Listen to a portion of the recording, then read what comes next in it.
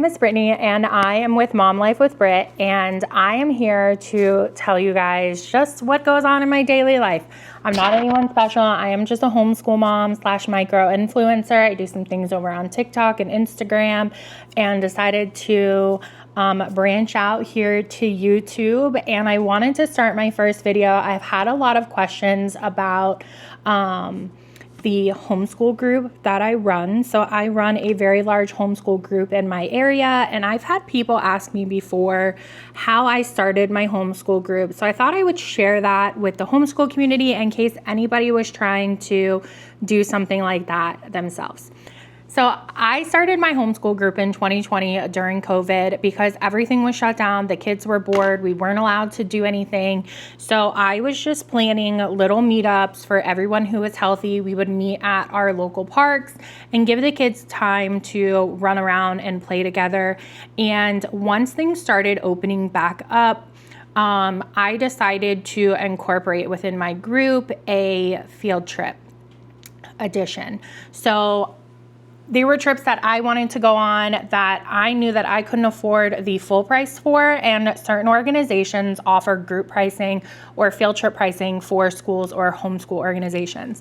So I decided to branch my group into that, and I planned our very first field trip, and I think like 10 people came, which wasn't huge, but it was big enough to get us that group discount, and it's kind of evolved from there.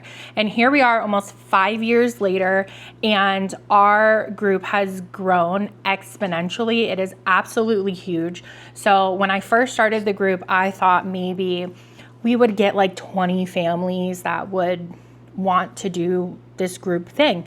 And I definitely didn't expect to have over 700 families from 5 surrounding counties participating in my little group that I started.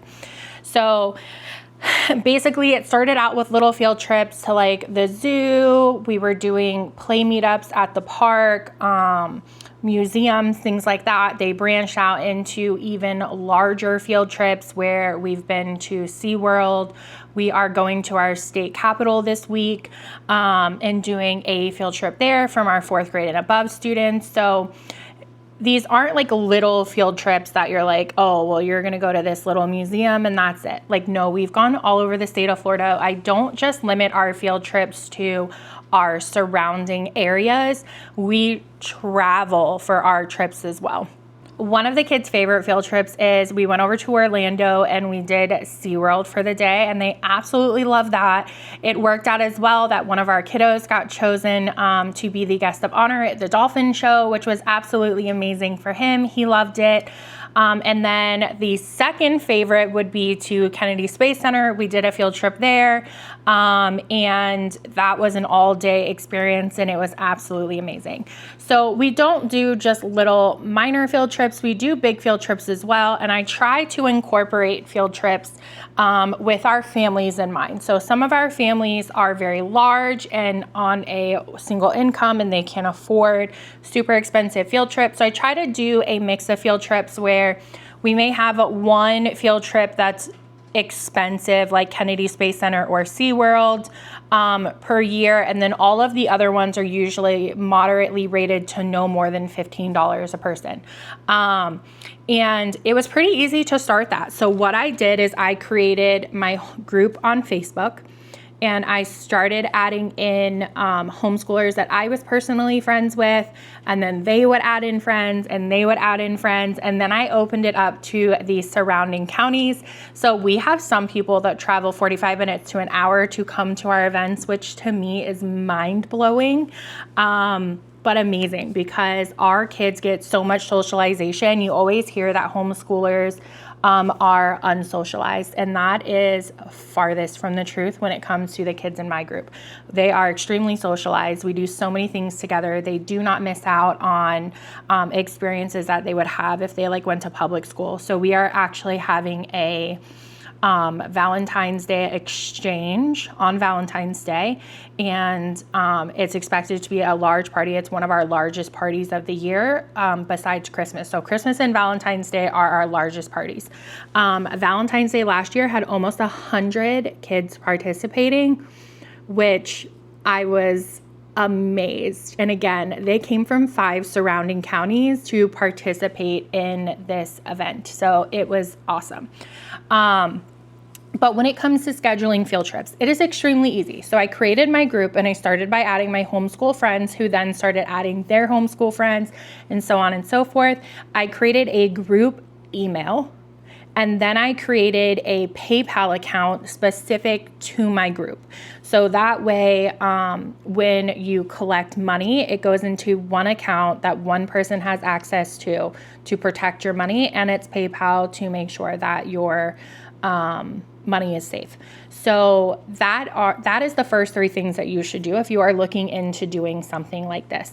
So when it comes to field trips, what I do is I, again, use that email that I created specifically to my group, and I will reach out to an organization and say, hey, my name is Brittany and I'm calling with so-and-so homeschoolers, and I would like to schedule a field trip for my homeschool group with approximately 30 students. And it's been 5 years, so I'm really good at guessing how many students I think will be interested in a particular field trip based on the families that attend. So I'll give them a rough estimate, like for approximately 30 students, and then I will give them a date and a time. They will give me pricing, which the one thing I will say when it comes to pricing is if you are not a nonprofit, they will charge you sales tax. So, but they will not tell you that until you go to pay. So there have been several times where they have told me that I don't have to pay taxes, and then I get there and I'm paying an extra $120 out of my pocket because they didn't tell me they were going to be charging me sales tax. So that is something that you may want to put a little buffer in there for, just in case, but just so you know, depending on your state or where you're at, you may be charged sales tax. So they give us a group rate, which is usually extremely reasonable, almost 50% off or more than the regular admission rate to wherever we're going. So it's usually severely discounted, which is great for our families, especially our families that are much larger and need that discounted rate to be able to attend. So what I do is I then get that discounted rate, and then I use Google for like everything. And then I use a Google Forms, and I create a form that says the information at the top. Here is our field trip. Here is where we're going, what time, the date. This is when we're meeting up. And here is the pricing information and any rules that must be followed by the organization. And then what I do is about 2 weeks before the event, I create a close date.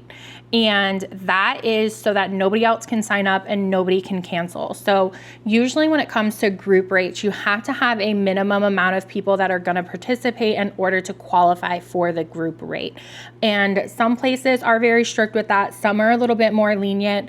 But to protect the families that do want to participate, if you sign up and you pay for a field trip and you do not cancel within 2 weeks before the field trip, it is non-refundable. And that is to protect myself, because there are some instances where if you cancel, I still have to pay for your spot. If I've given the count to the organization, I still have to pay for your spot. So in order to protect myself and not having to spend hundreds of dollars on people that cancel, because unfortunately it happens all the time, their spots are non-refundable after the close date. Now, if you are canceling after the close date, you have the option to try and resell your spot. So if I know somebody that wanted to join and they contacted me after the close date, I'll say, well, this person canceled and I have 3 spots. You can take those 3 spots, and then I will give them their money back. But if nobody's there to fill your spot, it's non-refundable. And my families are very well aware of that.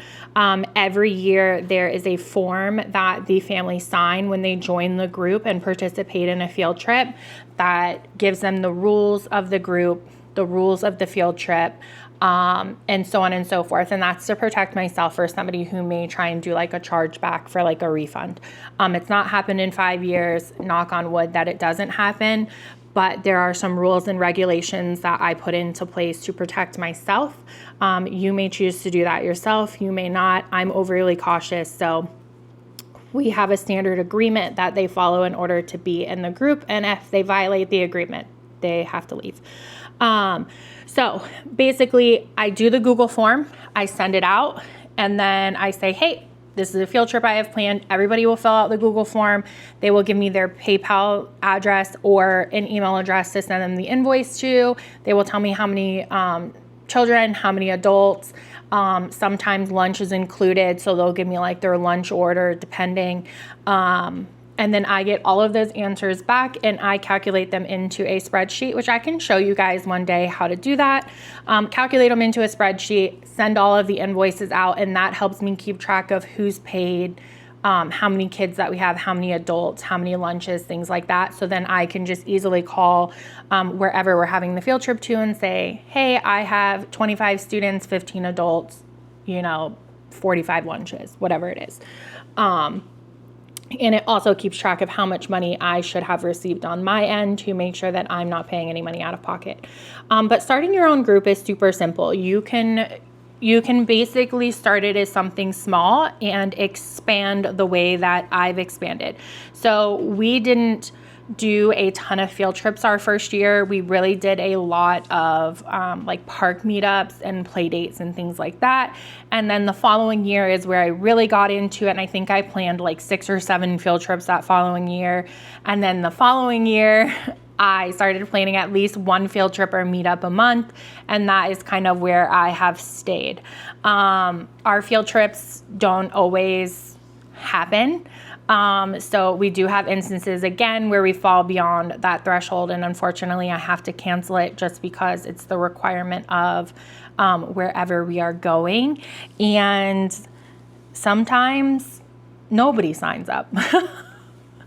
But it is absolutely so much fun. It takes a lot of work for one person. So if you can find some other homeschool moms that want to do this with you, that is a huge help. So I actually have a group of moms that assist me in scheduling field trips and keeping track of who's responded, and things like that. So you can definitely reach out to your homeschool community, create like a little board to plan these things, but I definitely encourage you to do it because the group pricing when it comes to field trips is fantastic, especially when you're wanting to do larger field trips.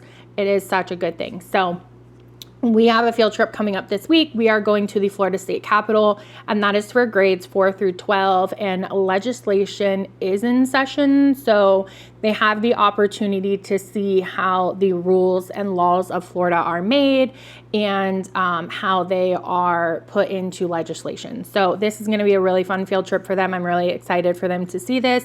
Again, it is, I think, almost a 4-hour drive for us to go one way. So while it is a long drive, it is going to be a very fun experience for the kids, and I'm really excited for them. So if you are wanting to start your own homeschool group in your area and you have any questions on where you should start, go ahead and drop them in the comments below. I am happy to answer any questions that I can, because I think it is an amazing thing for these students to have something to look forward to. I do ask the kids on occasion for their input on things that they want to do. I'll ask the parents as well.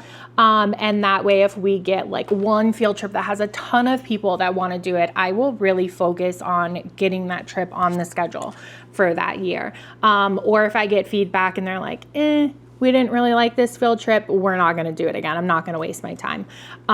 So yeah, that is the ins and outs of starting your own homeschool group. I'm sure there are some things I didn't, answer in here. So if you have questions, let me know. I'm happy to answer them, and hopefully you guys can get your own homeschool group started soon.